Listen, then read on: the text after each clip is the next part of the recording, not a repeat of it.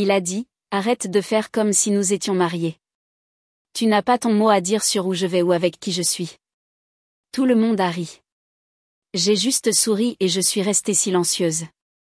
Mais quand il est revenu de son week-end entre amis, sa clé ne fonctionnait plus, et le voisin lui a dit exactement pourquoi. Mon ex-petit ami, Antoine, et moi avions un désaccord fondamental sur la nature de la réalité. Non, sérieusement, je n'exagère pas. Je crois que si tu vis chez quelqu'un, que tu manges sa nourriture et que tu utilises son Wi-Fi, vous êtes en partenariat, une équipe. Vous êtes ensemble. Antoine, d'un autre côté, eh bien, Antoine croyait qu'il était un corps céleste, un soleil flamboyant, et que j'étais juste une petite planète insignifiante prise dans son attraction gravitationnelle. Nous étions ensemble depuis 2 ans, et pendant les 6 derniers mois, il vivait dans ma maison. Et quand je dis ma maison, je veux dire ma maison. Mon nom est sur le prêt immobilier, mon nom est sur les factures d'électricité, et mon nom est sur les relevés bancaires qui montrent que mon salaire de graphiste paie tout cela. L'acompte de cet endroit provenait d'un petit héritage que ma grand-mère m'avait laissé. Cette maison, ce n'est pas juste du bois et du placo pour moi. C'est son héritage. C'est mon sanctuaire, ou du moins c'était censé l'être. Antoine a emménagé petit à petit. Ce n'était pas vraiment une conversation. Cela a commencé par une brosse à dents, puis un tiroir.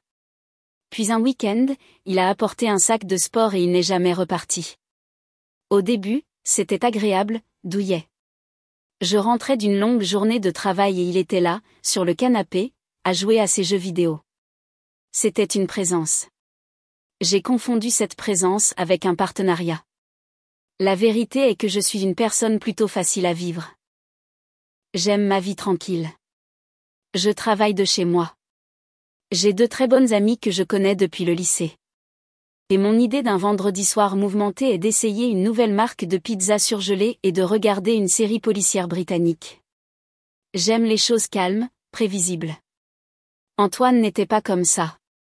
Sa vie était une performance et son public était ses 3 meilleurs amis, un cœur grec ricanant que j'appelais en privé les « frères ». Leurs noms étaient Bastien, Lucas et Théo. Bastien était le plus bruyant, l'alpha de leur petite bande. Lucas était le silencieux qui se contentait de sourire à tout, et Théo, eh bien, Théo semblait simplement suivre ce que les 2 autres faisaient. Ils étaient le monde entier d'Antoine, et lentement, ils ont commencé à devenir une fixture permanente dans le mien aussi. J'ai commencé à me sentir étrangère dans ma propre maison. Mon sanctuaire tranquille est devenu leur clubhouse de week-end. La petite plaque près de la porte, celle qu'Antoine m'avait achetée au début, disait « Les Dubois ». Il pensait que c'était un geste mignon et romantique à l'époque. Mais en la regardant ces derniers temps, alors que le son de leurs jeux vidéo et de leurs cris résonnait dans les couloirs, cela semblait simplement excessivement, douloureusement optimiste. C'était une promesse d'une vie que nous ne construisions pas réellement. Nous coexistions simplement. Et c'est moi qui payais pour tout cela. Les fissures commençaient à apparaître, et j'étais la seule à les remarquer. Vivre avec Antoine était une chose. Vivre avec Antoine et les frères était une toute autre histoire. J'avais l'impression d'avoir 3 colocataires supplémentaires non payants pour lesquels je n'avais jamais signé. Ma maison, mon bel espace calme pour lequel j'avais tant travaillé, est devenu leur lieu de rencontre par défaut. Je me souviens d'un dimanche après-midi en particulier. J'avais passé toute la matinée à faire un grand nettoyage. Les sols brillaient. J'avais des fleurs fraîches sur la table basse. Et toute la maison sentait le polish au citron. J'attendais avec impatience une soirée tranquille, peut-être pour lire un livre. Je venais de m'installer sur le canapé quand j'ai entendu la clé dans la serrure. C'était Antoine, et avec lui se trouvaient Bastien, Lucas et Théo, portant des packs de bière et 3 grandes pizzas. Chérie, le match est à la télé. La télé de Bastien est cassée, alors on le regarde ici, a annoncé Antoine comme si c'était la chose la plus naturelle du monde. Il n'a pas demandé. Il m'a juste informé. Pendant les 4 heures suivantes, mon salon a été une zone de guerre. Les cris devant l'écran étaient assourdissants. Je pouvais les entendre depuis mon bureau à l'étage, même avec la porte fermée. Quand je suis finalement descendue après la fin du match, la scène était dévastatrice. Des boîtes à pizza étaient empilées sur ma belle table basse, laissant des taches de graisse sur le bois. Il y avait des bouteilles de bière vides partout.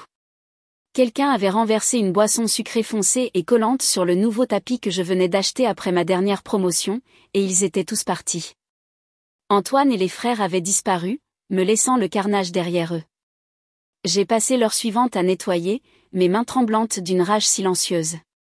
Quand Antoine est finalement rentré plus tard dans la nuit, sentant la bière bon marché et la fumée froide, j'ai essayé de lui en parler. J'étais calme. J'étais raisonnable. Antoine, j'ai commencé, en désignant le salon maintenant propre, j'adore que tu aies tes amis. Je le fais, mais c'est aussi ma maison. Je ne peux pas être celle qui nettoie constamment ces énormes désordres. Pourrais-tu peut-être leur demander d'être un peu plus prudents? Ou peut-être pourriez-vous participer au nettoyage après? Il m'a juste regardé, une expression vide sur son visage. Puis il a laissé échapper un petit rire dédaigneux. Valérie, chérie, allons. Ce ne sont que des garçons. C'est ce que nous faisons. C'est juste un petit désordre. Quel est le problème? Quel était le problème? Le problème était que je sentais ma maison m'échapper. Le problème était que je me sentais plus comme une femme de ménage à domicile que comme une partenaire. Le problème était le manque de respect complet et total. Je n'ai rien dit de tout cela, cependant. Je suis juste restée là à le regarder enlever ses chaussures et les laisser au milieu du couloir pour que je trébuche dessus plus tard. Cette nuit-là, je me suis couchée avec un sentiment de solitude profonde et glaçante, même avec lui allongé juste à côté de moi. L'espace entre nous et le lit ressemblait à un canyon. Et je savais juste que quelque chose devait céder. Le point de rupture, le moment qui a tout changé, est arrivé un jeudi soir. La semaine avait été stressante. J'étais sur une échéance serrée pour un gros projet, travaillant tard tous les soirs. J'étais épuisée. Tout ce que je voulais, c'était un week-end tranquille pour recharger mes batteries. J'étais dans la cuisine en train de préparer une sauce pour pâtes à partir de zéro, comme ma grand-mère me l'avait appris. L'odeur de l'ail et du basilic emplissait l'air. C'était mon petit rituel, ma façon de déstresser. C'est à ce moment-là qu'Antoine est entré dans la cuisine, déjà habillé pour sortir. Il tenait son téléphone à l'oreille, un large sourire sur son visage. Il était au milieu d'une conversation bruyante et unilatérale avec, vous l'avez deviné, les frères. Oh mon Dieu, oui, je suis totalement partant, a-t-il dit au téléphone, sa voix résonnant dans la petite cuisine. Un week-end entre amis est exactement ce dont j'ai besoin. Un battement. Non, elle ne vient pas. Ne sois pas ridicule. Il a raccroché et m'a regardé, son visage rayonnant comme s'il venait d'annoncer qu'il avait gagné à la loterie. Bonne nouvelle, a-t-il dit. Les gars et moi allons dans un chalet au lac pour le week-end. On part demain. C'était la première fois que j'en entendais parler. Pas une discussion, pas une question, une déclaration. Je suis juste restée là à remuer la sauce, la cuillère en bois semblant lourde dans ma main. J'ai essayé de garder ma voix égale. J'ai essayé d'être la petite amie cool et compréhensive. Oh, d'accord, j'ai dit. Ça a l'air amusant. Puis j'ai posé la question, la simple question logistique qu'une personne normale dans une relation normale pourrait poser. À quel lac vous dirigez-vous tous? Antoine m'a regardé comme si je venais de lui demander d'expliquer la physique quantique en grec ancien. Il a laissé échapper un petit rire sec et aigu. Juste à ce moment-là, Bastien est entré par la porte arrière sans frapper, comme il le faisait toujours. Antoine s'est tourné vers lui, un air de pure moquerie sur son visage. Tu peux le croire, a-t-il dit en roulant des yeux. Elle veut savoir où je vais. Bastien a ricané, me regardant de haut en bas comme si j'étais un meuble qu'il envisageait de jeter. La chaleur est montée à mes joues. Cela se passait ici même dans ma cuisine, avec l'odeur de la sauce de ma grand-mère dans l'air. Antoine s'est ensuite retourné vers moi, a mis ses mains sur ses hanches et a prononcé la phrase. La phrase qui résonnerait dans ma tête pendant des jours. La phrase qui deviendrait le catalyseur de tout ce qui a suivi, a-t-il dit, sa voix dégoulinante de condescendance, arrête de faire comme si nous étions mariés. Tu n'as pas ton mot à dire sur où je vais ou avec qui je suis. Et puis ils ont ri. Tous. Lucas et Théo étaient apparus dans l'embrasure de la porte derrière Bastien. Les trois, Les meilleurs amis de mon petit ami se tenaient dans ma cuisine et se moquaient de moi. C'était une symphonie de dérision. Ils pensaient sincèrement que c'était le summum de la comédie. Une femme dans sa propre maison à qui on dit qu'elle n'a pas le droit de poser une simple question sur les plans de son petit ami qui vit avec elle. Hilarant. Je suis juste restée là, tenant la cuillère en bois, regardant une goutte de sauce tomate rouge tomber sur mon sol propre, et je ne me suis pas fâchée. Je n'ai pas discuté. Quelque chose d'étrange s'est produit à ce moment-là. Un calme zen m'a envahi. C'était comme si un interrupteur s'était déclenché dans mon cerveau. La partie de moi qui avait tant essayé de faire fonctionner cette relation, la partie qui lui trouvait des excuses, qui nettoyait ses désordres, qui mordait sa langue pour maintenir la paix, elle a juste tranquillement fait ses minuscules valises, mis un minuscule chapeau et est sortie du bâtiment. Elle en avait fini. Elle avait pris sa retraite. J'ai regardé le visage suffisant et souriant d'Antoine, le visage que je pensais aimer, et j'ai juste souri en retour. Un grand sourire amical, complètement vide. Tu sais quoi, j'ai dit, ma voix pleine d'un joyeux accord qui a semblé me surprendre moi-même. Tu as 100% raison. Mon erreur. Ils ont tous ri de nouveau, plus fort cette fois, pensant que je reculais simplement, admettant ma défaite. Antoine m'a donné une petite tape condescendante sur la joue, un geste destiné à un enfant, pas à une partenaire. Et puis ils ont tous balayé la maison, partis pour un apéritif d'avant-week-end, me laissant seule dans le silence soudain. Je suis restée dans la cuisine un long moment. Le seul bruit était le doux bouillonnement de la sauce sur la cuisinière. J'ai éteint le brûleur. Je n'avais plus faim. J'ai traversé la maison, ma maison. J'ai vu sa veste jetée sur une chaise, sa pile de jeux vidéo près de la télévision, ses chaussures laissées à la porte, et je ne me suis plus sentie en colère. Je me suis juste sentie claire. D'accord, j'ai dit à la pièce vide. Ma voix était calme. Pas mariée. Pas mon mot à dire. Un nouveau plan, beaucoup plus intéressant, commençait à se former dans mon esprit. Un plan qui ressemblait à un lever de soleil après une longue nuit noire. Compris, j'ai murmuré. Le week-end allait être amusant après tout. Juste pas pour lui. Je me suis couchée tôt cette nuit-là. J'ai dormi plus profondément que je ne l'avais fait depuis des mois. La décision avait été prise pour moi par lui, et tout ce que j'avais à faire était d'être d'accord. Le poids que je n'avais même pas réalisé porter était soudainement parti. J'étais sur le point de reprendre ma vie en main et j'allais commencer dès le matin. Au moment où l'énorme pick-up d'Antoine, vraisemblablement rempli de 5 types différents de viande séchée et d'un pack de bière bon marché, a disparu dans la rue le vendredi après-midi, je suis passée à l'action. Mais mon premier geste n'a pas été d'emballer ou de nettoyer. C'était une mission d'importance stratégique. Je suis allée chez mon voisin. Mon voisin est un monsieur nommé Monsieur Lefebvre. C'est un veuf de la fin de la soixantaine, un ancien professeur de théâtre au lycée avec une étincelle dans les yeux et une collection primée de nains de jardin. Lui et sa défunte épouse, Éléonore, avaient été mariés pendant 51 ans. Après son décès il y a quelques années après une longue maladie, j'ai pris l'habitude de prendre de ses nouvelles, de lui apporter des biscuits, ou simplement de m'asseoir sur son porche avec lui pour discuter. Il m'a raconté une fois le divorce difficile de ses propres parents quand il était enfant et comment cela lui avait appris l'importance du respect dans une relation. C'était une âme bienveillante, mais il avait aussi un réseau de surveillance qui rendrait la DGS jalouse. Rien ne se passait dans notre rue sans que Monsieur Lefebvre ne le sache. Je lui ai apporté une petite assiette de ses biscuits aux pépites de chocolat préférés et me suis assise avec lui sur sa balançoire de Porsche. Monsieur Lefebvre, j'ai dit après que nous ayons discuté du temps et des défaillances morales des écureuils du quartier. J'ai une petite situation et j'ai besoin de votre aide. Cela implique un petit théâtre. Ses yeux se sont illuminés. L'homme aimait le théâtre plus qu'il n'aimait ses nains. J'ai expliqué ce qui s'était passé. Je lui ai dit les mots exacts d'Antoine, arrête de faire comme si nous étions mariés. Je n'ai pas eu besoin d'embellir. La vérité toute crue était suffisamment accablante. Au moment où j'ai eu fini, Monsieur Lefebvre me tapotait la main, un air de juste fureur sur son doux visage. Ce jeune homme impudent, a-t-il déclaré, sa voix prenant le baryton d'un acteur de théâtre. Vivre sous votre toit, mangez votre nourriture, et vous parlez avec un tel manque de respect. Ne vous inquiétez pas, Valérie, ma chère.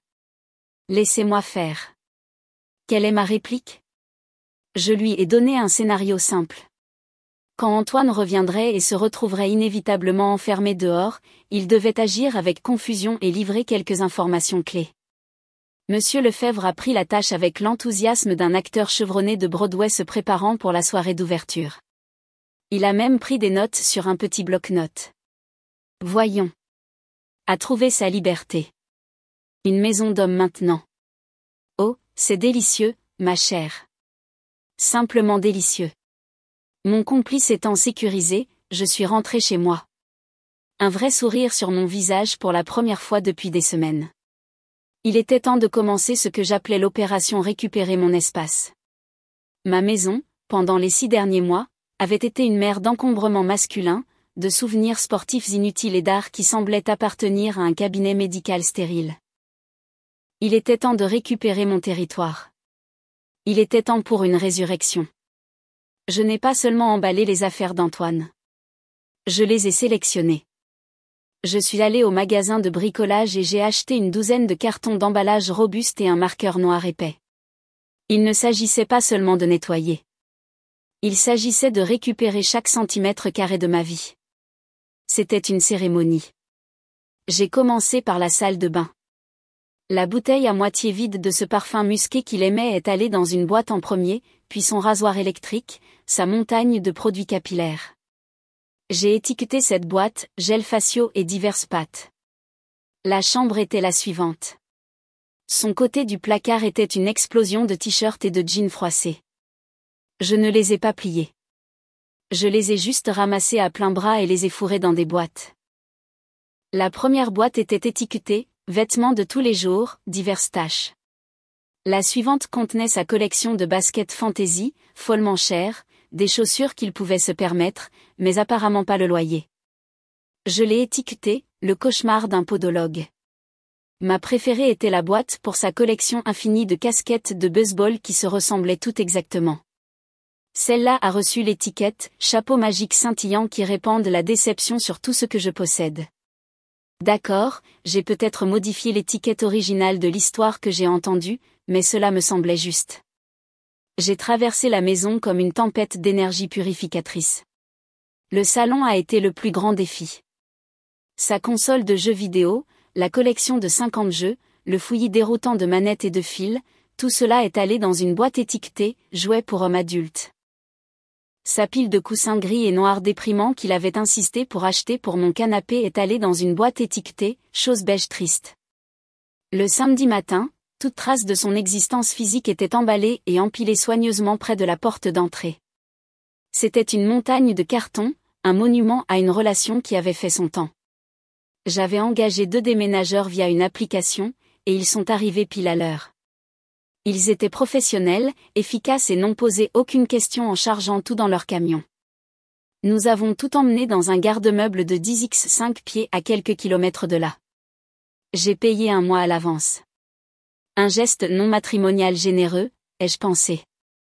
En quittant le garde-meuble, laissant toute sa vie matérielle derrière une porte métallique verrouillée, je me suis sentie légère. La voiture semblait plus légère. L'air semblait plus pur. Le soleil semblait plus lumineux. La maison était une toile vierge. Et maintenant, le vrai plaisir pouvait commencer. Il était temps de me ramener dans ma maison. La maison étant débarrassée de toutes les affaires d'Antoine, j'ai ressenti une poussée d'énergie créative que je n'avais pas ressentie depuis des mois. Il ne s'agissait pas seulement de redécorer. Il s'agissait de récupérer mon identité, mes goûts, mon essence même, qui avait été lentement enfouie sous une pile de coussins gris et de magazines de sport. Je suis allé faire du shopping. Mais ce n'était ni frénétique ni impulsif. C'était délibéré. Chaque article que j'ai acheté était quelque chose que j'aimais. Quelque chose qu'Antoine aurait regardé en roulant des yeux. Le premier à partir fut son canapé en cuir noir stérile et inconfortable. Je l'ai vendu en ligne en 20 minutes à un étudiant qui était ravi de l'affaire. À sa place, j'ai acheté un gigantesque canapé modulable et confortable en velours vert émeraude profond. Il était doux et invitant, assez grand pour s'y blottir avec un livre et une couverture. Sa table basse en métal triste et minimaliste a été remplacée par une belle table en bois recyclé que j'ai trouvée sur un marché artisanal local. Elle était chaleureuse et avait du caractère. Elle avait des histoires dans son grain. Dessus, j'ai placé une pile de livres d'art et un vase que j'ai rempli de tournesols lumineux et joyeux. Les murs étaient les suivants. J'ai retiré les affiches encadrées de héros de films d'action à l'air sinistre et les ai remplacées par des peintures abstraites vibrantes d'artistes locaux. J'ai peint le mur d'accent du salon d'un jaune chaud et ensoleillé. Cela a instantanément changé toute l'ambiance de l'espace. La chambre a subi la plus grande transformation. Les lots rideaux occultants qu'il insistait pour avoir ont été remplacés par des rideaux en lin léger et aéré qui laissaient entrer le soleil du matin. J'ai retiré la drôle de décoration murale géométrique en métal qu'il avait accrochée au-dessus du lit et les remplacée par une grande et belle tenture murale en macramé que j'admirais depuis des mois. J'ai acheté une nouvelle housse de couette à motifs floraux, de nouveaux oreillers vraiment confortables et un tapis doux et moelleux pour le sol. J'ai passé le reste du samedi à tout assembler. J'avais de la musique, les fenêtres étaient ouvertes et l'air frais circulait dans la maison. Elle a recommencé à sentir mon odeur, celle du polish au citron, des fleurs fraîches et des possibilités. Quand j'ai eu fini, la maison était transformée. Ce n'était plus une salle d'exposition pour une vie beige et triste. C'était une forteresse de féminité glorieuse et assumée. C'était de nouveau ma maison. C'était chaleureux. C'était coloré. C'était à moi. Et il ne manquait plus qu'une seule chose pour la rendre vraiment parfaite. Ma dernière et plus brillante initiative a eu lieu le samedi après-midi. La maison étant si merveilleusement et libératoirement vide, j'ai réalisé qu'il y avait un autre type de vide que je voulais combler. Non pas avec une personne, mais avec une présence loyale, aimante et sans jugement. Je me suis rendue au refuge animalier local, en me disant que je ne faisais que regarder. Je suis passée devant les cages, le cœur serré pour chaque père Dieu triste qui me regardait. J'ai vu de grands chiens, de petits chiens, des chiens énergiques, des chiens endormis. Et puis je l'ai vu dans le tout dernier chenil. Une créature géante et duveteuse a levé son énorme tête. C'était un bouvier bernois avec un beau pelage et les yeux les plus gentils et doux que j'ai jamais vus. Sa petite fiche d'information disait qu'elle s'appelait Paillette. Elle avait 2 ans et ses anciens propriétaires avaient dû la confier car ils déménageaient dans un appartement qui n'autorisait pas les grandes races. Elle n'a pas aboyé. Elle s'est juste assise et a tapé doucement sa queue sur le sol en béton. J'ai demandé à la rencontrer. Au moment où ils l'ont laissée dans le petit enclos de visite, elle s'est dirigée directement vers moi, a appuyé tout son corps contre mes jambes et m'a regardé comme pour dire « Eh bien, il était temps que tu arrives ». 1 heure plus tard, je rentrais chez moi avec une boule de poils et d'amour de 50 kg sur le siège arrière. Paillette n'était pas un petit chien. C'était une boule de démolition poilue, baveuse et adorable de pure joie. Quand nous sommes rentrés, elle a exploré chaque pièce avec une confiance tranquille. Elle a reniflé chaque recoin, la queue battante tout le temps. Puis elle s'est dirigée vers le nouveau canapé vert émeraude, a sauté, a fait 3 cercles et s'est endormie, ronflant comme un bûcheron. Elle avait revendiqué la maison et mon cœur comme les siens. J'ai passé le reste du week-end à jouer à la balle avec Paillette dans le jardin, à boire du vin à la bouteille dans mon propre salon et à changer tous les mots de passe. Le nouveau réseau Wi-Fi s'appelait « Paie tes factures toi-même » et le mot de passe était « Pas ta femme, lol ». Le dimanche soir, je me suis assise sur mon magnifique nouveau canapé avec l'énorme tête de Paillette sur mes genoux, ses doux ronflements remplissant la maison silencieuse. La tempête arrivait. Antoine devait rentrer à tout moment. Mais pour la première fois depuis très longtemps, je me sentais complètement, absolument prête. Je n'étais pas seule. J'avais ma forteresse. Et j'avais ma reine. Le dimanche soir est arrivé, épais et silencieux. Je m'étais préparé un bon dîner, quelque chose qu'Antoine n'aurait jamais mangé, et j'étais blottie sur le canapé avec Paillette, regardant un vieux film. Vers 21h, mon téléphone a vibré avec une notification de ma sonnette vidéo. Il était là. La caméra montrait Antoine marchant vers ma porte d'entrée, l'air bronzé de son week-end au lac, fredonnant pour lui-même. La comédie a commencé presque immédiatement. Il a mis sa clé dans la serrure. Elle a glissé, mais elle n'a pas tourné. Le nouveau verrou que j'avais fait installer ce matin-là faisait son travail à merveille. Il l'a secoué, un air de léger agacement sur son visage. Il a réessayé avec plus de force. Rien. Il a poussé un soupir exaspéré et a commencé à frapper à la porte. Depuis le canapé, Payette a levé son énorme tête, a laissé échapper un grognement profond, puis s'est rendormie aussitôt. Elle était absolument imperturbable. Puis mon téléphone a commencé à vibrer. C'était Antoine. Je l'ai regardé vibrer sur la table basse à côté de moi, j'ai pris une gorgée calme de mon vin et j'ai refusé l'appel. Il a rappelé.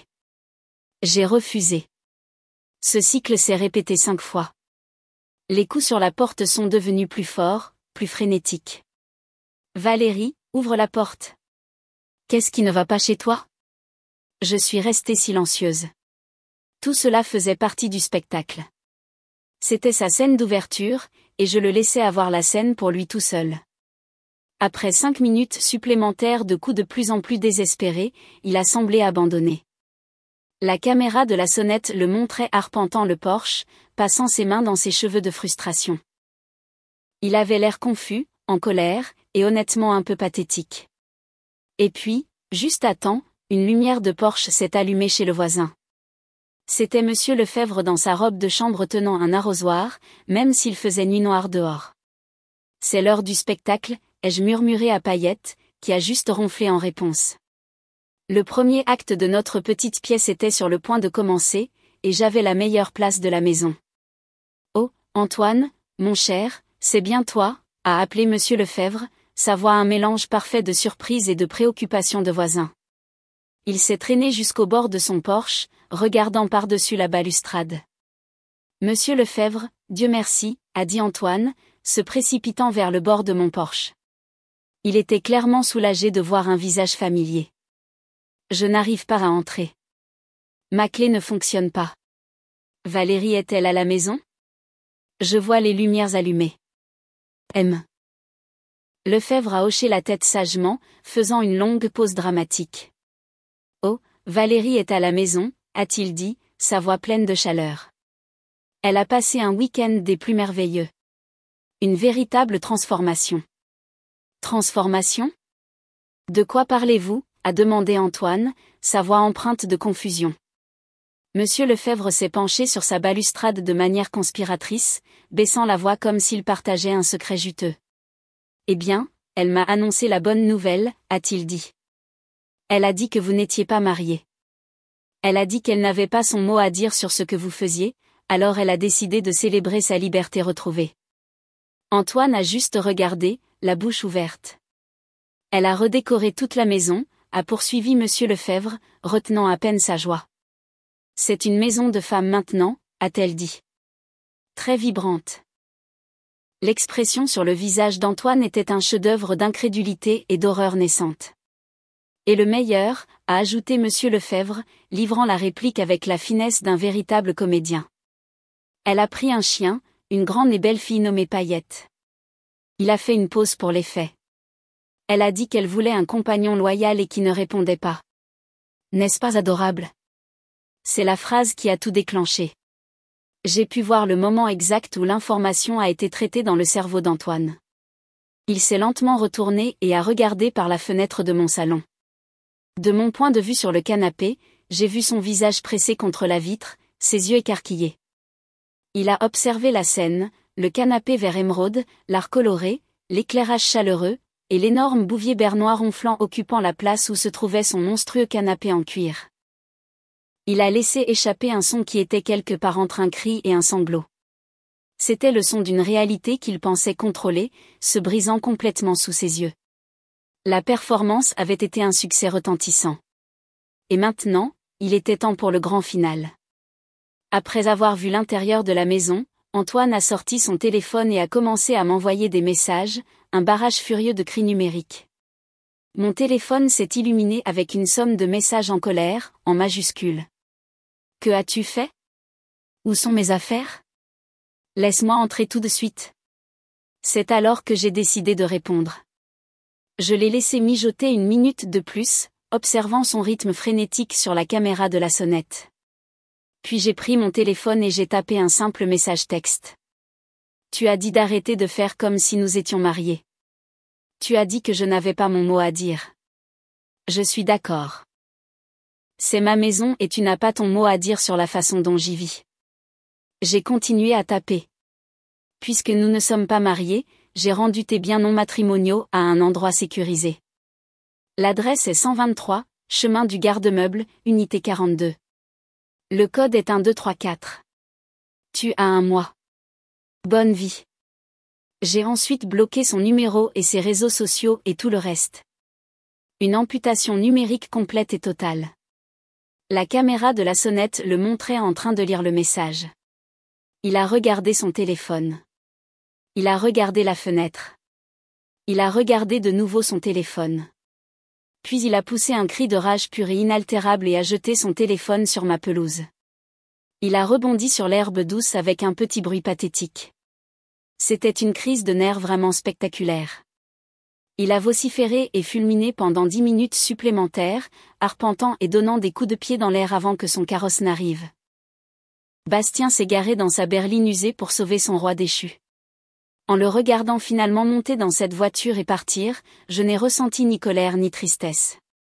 Je me suis juste senti calme. Le spectacle était terminé. Le rideau était tombé.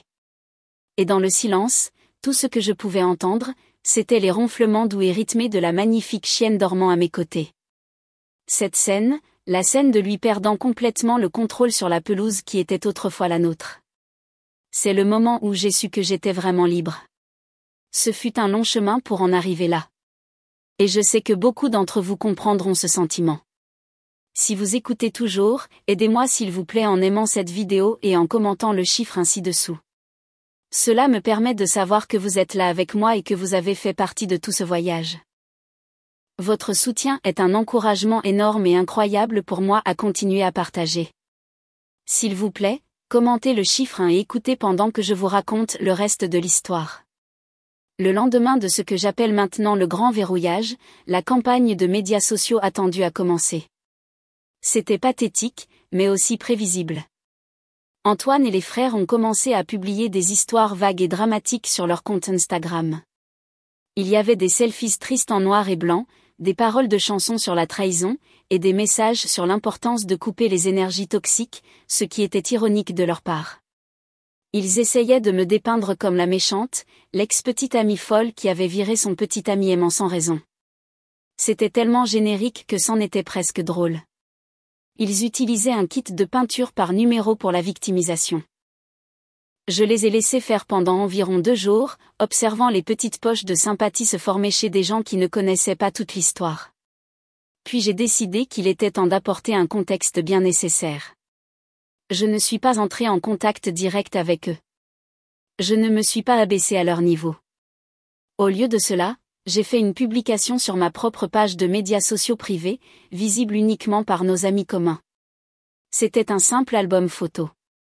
La première image était de mon salon il y a un mois.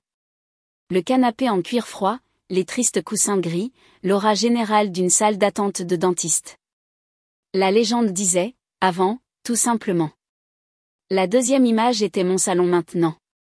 Le glorieux canapé vert émeraude, le tapis coloré, l'éclairage chaleureux, et juste au milieu de tout cela, Paillette, la Bouvier bernois, étalée et majestueuse. La légende disait, après. La dernière image était un selfie de moi et Paillette sur le canapé. Nous rayonnions toutes les deux. J'avais l'air plus heureuse et plus détendue que je ne l'avais été depuis des années. La légende de celle-ci était simple, mais elle disait tout ce qui devait être dit, j'ai décidé de redécorer en fonction de mon nouveau statut relationnel. On m'a fait remarquer que je n'étais pas mariée et que je n'avais pas mon mot à dire sur les choses. Alors, j'embrasse ma liberté. Passe de mode dire chien mon copilote célibataire plus, la publication a été une bombe nucléaire. La pure mesquinerie combinée à la mignonnerie indéniable de Paillette était une combinaison gagnante. Mes amis l'ont trouvée hilarante. L'histoire, maintenant avec le contexte approprié, s'est répandue comme une traînée de poudre. Les gens qui avaient initialement offert leur sympathie à Antoine voyaient maintenant le tableau complet. Le récit n'était plus « la petite amie psychopathe vire son petit ami », mais « la petite amie dit à son petit ami que leur relation est une blague et est choquée quand il la croit ». Les amis d'Antoine sont devenus silencieux. Il est difficile de maintenir un récit de victime lorsque le soi-disant méchant publie d'adorables photos avec son chien géant et moelleux. Les conséquences pour Antoine ont été, d'après ce que j'ai entendu, assez difficiles. Il a atterri sur le canapé de Bastien, mais cela a apparemment duré moins d'une semaine. Je suppose que la petite amie de Bastien n'était pas très enthousiasmée par un invité permanent et non payant qui se plaignait tout le temps. Il a fini par devoir retourner vivre chez ses parents dans une ville à 3 heures de route. Il a bien essayé de me poursuivre en justice. J'ai reçu une lettre menaçante de son avocat exigeant l'accès à la maison pour récupérer ses biens indûment détenus et exigeant une compensation financière pour avoir été rendu sans abri. Mon avocate, une femme merveilleuse nommée Sarah, a trouvé cela absolument hilarant.